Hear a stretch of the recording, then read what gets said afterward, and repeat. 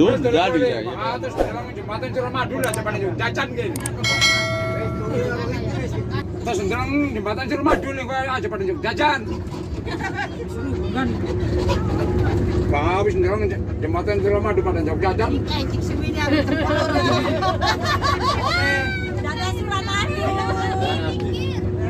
Assalamualaikum warahmatullahi wabarakatuh. Kembali lagi bersama Podcast Kreatif channel YouTube. Bagi yang baru menemukan channel ini, jangan lupa ya kawan-kawan subscribe dan tekan loncengnya dan juga like untuk menunggu video-video saya selanjutnya atau video-video baru saya. Oke.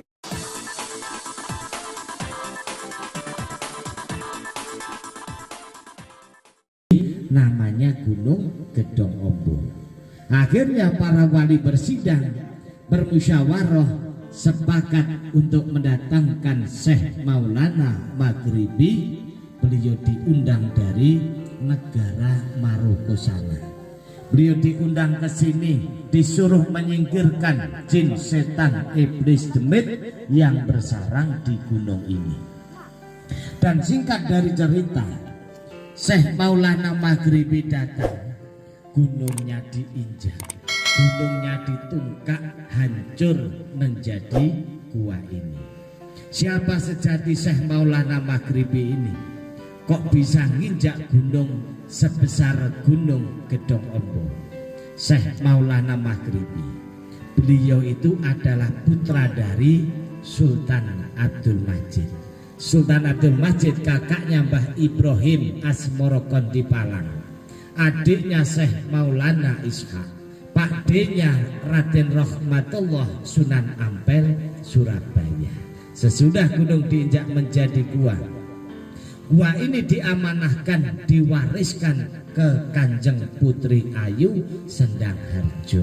Setelah ini diamanahkan ke Mbah Putri Ayu Sendang Harjo, Syekh Maulana Maghribi beliau pergi, pindah dari sini langsung berada di Pandeglang, Banten sana.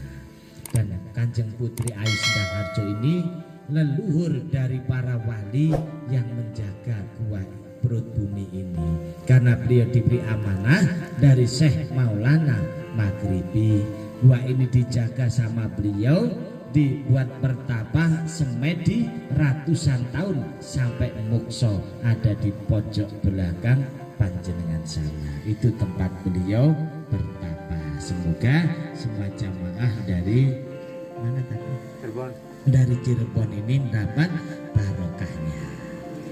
Lalu pada tahun 2002 gua peninggalan dari leluhur kita ini ditemukan sama almarhumlah almarhum Abah Yai Subhan Mubarok pada tahun 2002. Pertama kali ditemukan. Abah Yai dulu tidak sengaja, karena pertama kali ditemukan gua ini dulu tempat sampah, tempat pembuangan sampah. Jadi membersihkan sampahnya saja 18 bulan lamanya. Karena sampah di sini amanahnya tidak boleh dibakar. Ular-ularnya juga banyak. Satupun ular di gua ini kalau ketemu itu tidak boleh dibunuh. Kalau ketemu diambil, dipindahkan gua paling belakang sendiri. Setelah semua sampah bersih, baru Abah Yai membangun pondok pesantren perut bumi, masjid bawah tanah atau masjid pusar bumi. Nah, Abah Yai membangun majelis sebesar ini. Tidak pernah Abah Yai minta bantuan pada pemerintah, pada masyarakat sekitar, itu tidak pernah. Semua ini barokah jamaah yang datang ke sini. Berdoa tawasul. Nanti masih mau ngisi kota amal seikhlasnya, sekuatnya. Itu saja sudah cukup, sudah barokah. Semoga kepulangan panjenengan semua dari sini diberikan cukup sama Allah Subhanahu wa ta'ala.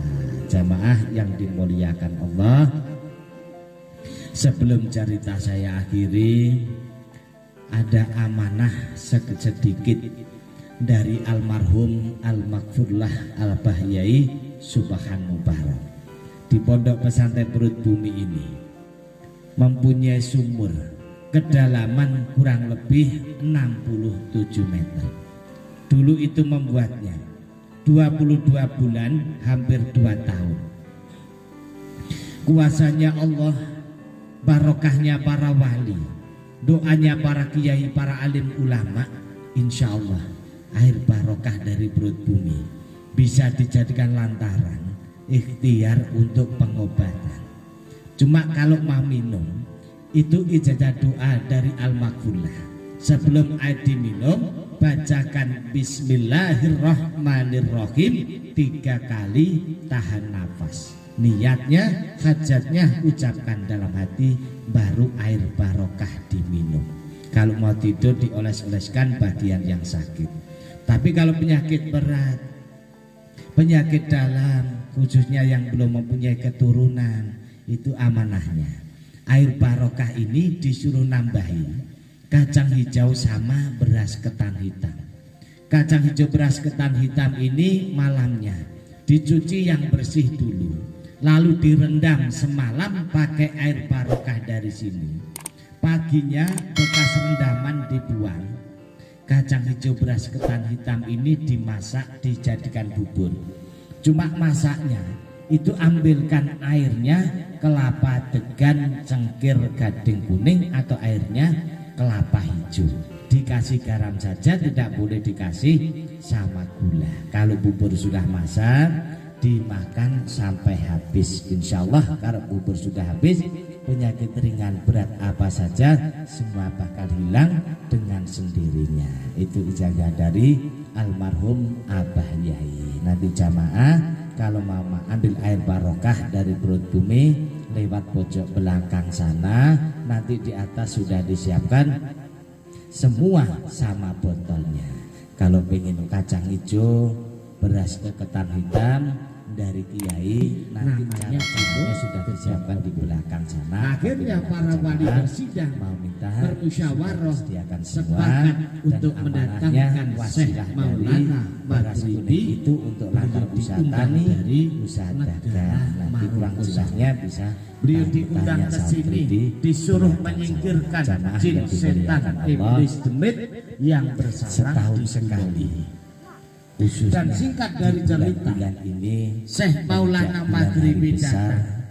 Dari pondok pesantren Perut Bumi, gunungnya saya dibuka, diberi amanah dari hancur kiai, menjadi suruh nyampaikan jamaah siapa sejati Syekh Maulana Maghribi yang khusus kok bisa nginjak gunung sikapnya sebesar gunung keselamatan Syekh Maulana Maghribi usaha. Beliau Nanti itu bisa adalah putra langsung dari koordinasi sama Sultan saya, Abdul minta Majid. sama saya. Sultan Abdul Saya Majid upayakan kakaknya Mbah amanah dari Ibrahim kiai, Asmorokon semoga di Palang, manfaat barokah, adiknya Syekh usahanya Maulana Ishaq, sehat, pakdenya ini yang Raden khusus Rahmatullah dari Sunan Nah, Ampel biasanya dan jamaah Surabaya. ke sini Sesudah itu gunung wilayah diinjak khusus menjadi syariat, gua. wasilah dari Gua ini diamanahkan, cukup sekian diwariskan singkat sejarahnya. ke Kanjeng Apabila Putri itu Ayu saya sedang ucapan saya hancur. banyak yang salah, Setelah ini saya diamanahkan mohon yang sebesar-besarnya. ke Mbah Saya Putri akhiri Ayu sedang ihdinas hancur. siratal mustaqim. Syekh Maulana Wassalamualaikum Maghribi warahmatullahi beliau pergi wabarakatuh. pindah dari sini langsung berada di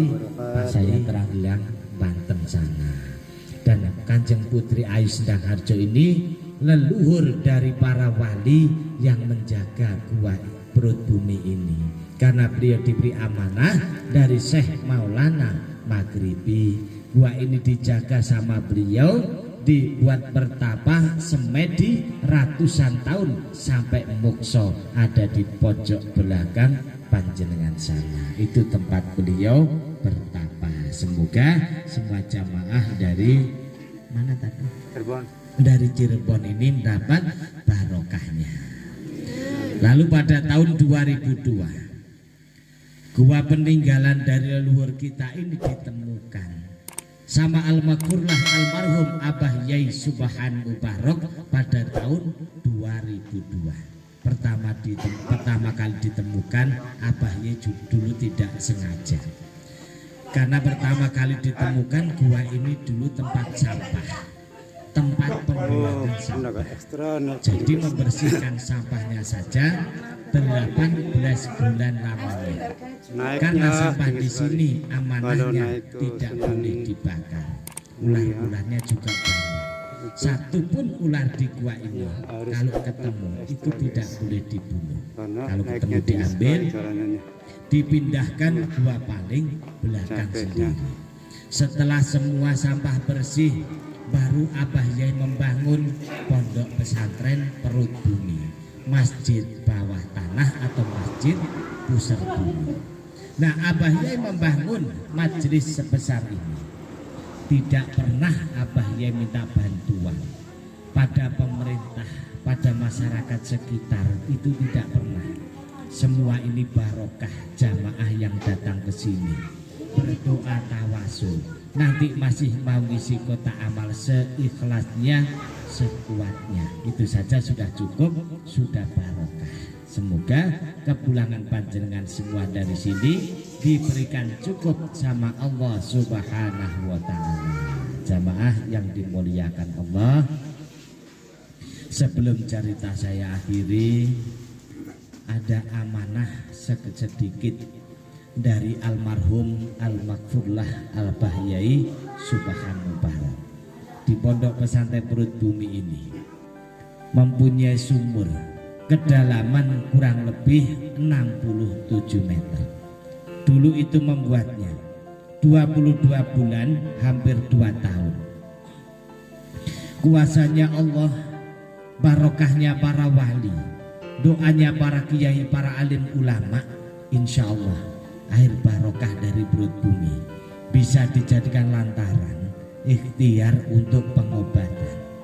Cuma kalau mau minum itu ijazah doa dari Al-Maghfurlah. Sebelum air diminum, bacakan Bismillahirrahmanirrahim 3 kali, tahan nafas. Niatnya, hajatnya ucapkan dalam hati, baru air barokah diminum. Kalau mau tidur dioles-oleskan bagian yang sakit. Tapi kalau penyakit berat, penyakit dalam, khususnya yang belum mempunyai keturunan, itu amanahnya. Air barokah ini disuruh nambahin kacang hijau sama beras ketan hitam. Kacang hijau beras ketan hitam ini malamnya dicuci yang bersih dulu, lalu direndam semalam pakai air barokah dari sini. Paginya bekas rendaman dibuang. Kacang hijau beras ketan hitam ini dimasak, dijadikan bubur. Cuma masaknya itu ambilkan airnya kelapa degan, cengkir, gading kuning, atau airnya kelapa hijau. Dikasih garam saja, tidak boleh dikasih sama gula. Kalau bubur sudah masak, dimakan sampai habis. Insya Allah kalau bubur sudah habis, penyakit ringan berat apa saja semua bakal hilang dengan sendirinya. Itu ijazah dari almarhum Abah Yai. Nanti jamaah kalau mau ambil air barokah dari Perut Bumi lewat pojok belakang sana, nanti di atas sudah disiapkan semua sama botolnya. Kalau pengen kacang hijau, berasnya ketan hitam dari kiai, nanti cara-caranya sudah disiapkan di belakang sana. Apabila nanti jamaah mau minta, sudah disediakan semua.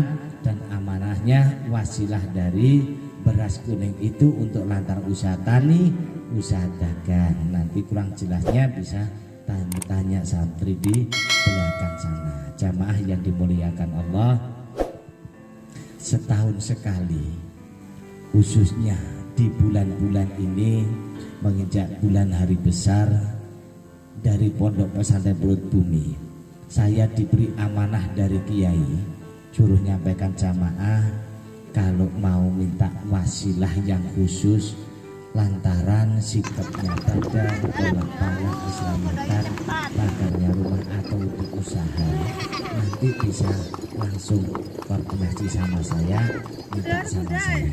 Ini saya bawakan amanah dari kiai, semoga manfaat barokah, lancar usahanya, sehat badannya. Ini yang khusus dari kulit. Nah, biasanya ada jamaah ke sini itu minta yang khusus syariat wasilah dari dia. Cukup sekian singkat sejarahnya. Apabila saya ucapan saya banyak yang salah, saya minta maaf yang sebesar-besarnya. Saya akhiri ihdinas siratal mustaqim. Assalamualaikum warahmatullahi wabarakatuh. Waalaikumsalam warahmatullahi wabarakatuh. Saya terang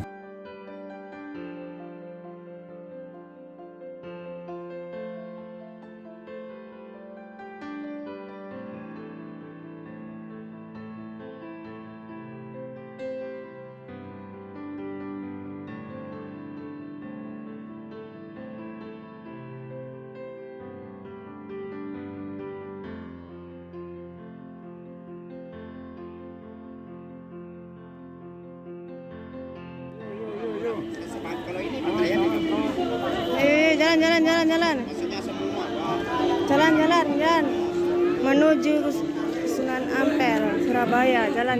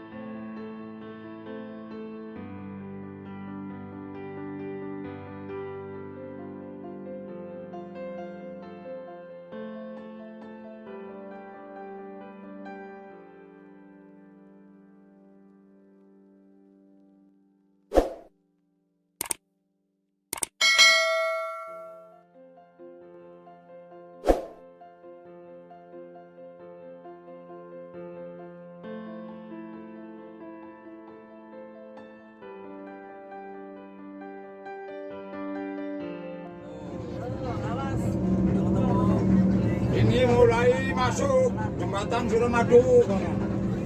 Ngomong nggak ada ini. Mulai masuk kawasan jembatan Suramadu bisa menyaksikan adanya jembatan Suramadu. Antara berapa jatuh umpadu drone, nomor rentingan umpadu Jawa kalau. Laut. Ya kita nih kenceng-kenceng ya, alun-alun ya. Nah, ini motornya meter samping lagi. Jadi dong. Orang punya motornya. Motor cewek tuh. Orang punya lagi di dandani jembatan ini. Madura. Kan ini kan motornya. Bikin jembatan makanya dinamakan Kan kamu jembatan Suramadu.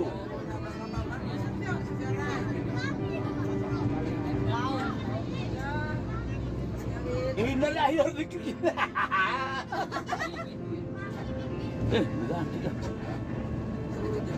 Kak era pestok apa ya? Dari mana orang ngomong ya? Mancing mana tentang anjing. Mau kan laut dong.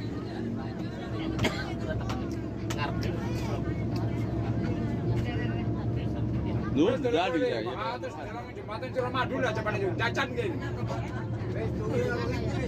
Terus dalam jembatan Suramadu nih kok aja pada jajan.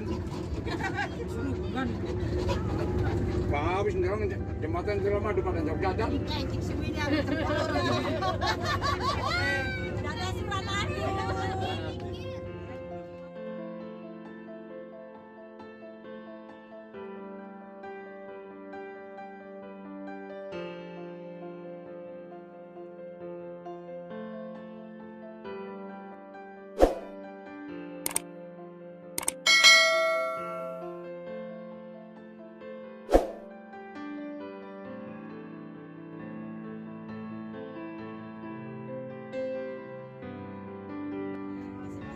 Orang tadi butut banget yang ganti. Selendang bidadari lu. Oh iya, itu ada selendang bidadari. Sebelah kanan. Aduh. Iya bener, saya yakin bidadari ya kan usul kan. Di bagian Madura.